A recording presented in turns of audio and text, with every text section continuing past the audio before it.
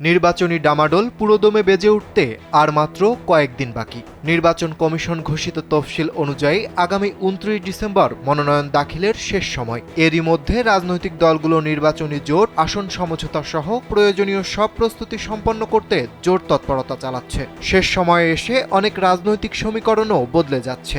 এরই ধারাবাহিকতায় গত কয়েকদিনের বহুল আলোচিত জামায়াতে ইসলামী এবং জাতীয় নাগরিক পার্টি এনসিপির মধ্যে আসন সমঝোতার বিষয়টিও দু একদিনের মধ্যে চূড়ান্ত হতে যাচ্ছে।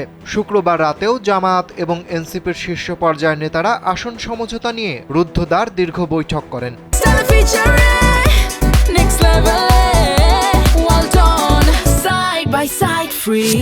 এনসিপির দায়িত্বশীল একাধিক নেতা কালবেলাকে নিশ্চিত করেছেন, জামায়াত এনসিপির আসন সমঝোতার বিষয়টি এখন শুধু আনুষ্ঠানিক ঘোষণার অপেক্ষা মাত্র।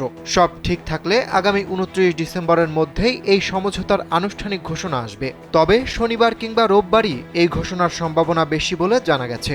নির্বাচনী কৌশল হিসেবে এই সমঝোতা, বলছেন এনসিপির নেতারা। তাদের ভাষ্য, মূলত সংস্কার প্রশ্নে জামায়াতের সঙ্গে এনসিপি একমত হয়েছে। দলের নির্বাহী কমিটির অধিকাংশ সদস্য সহ শীর্ষ নেতৃত্ব সবাই ঐক্যমত্যের ভিত্তিতে এই বিষয়টি চূড়ান্ত করেছে। এনসিপির শীর্ষ পর্যায়ের একাধিক নেতা জানান, আসন সমঝোতার অংশ হিসেবে এনসিপি অন্তত ৫০টি আসন চায়। সে অনুযায়ী তালিকা প্রস্তুত করা হচ্ছে, যদিও ৩০টি আসন দেওয়া নিয়ে বেশি আলোচনা হচ্ছে।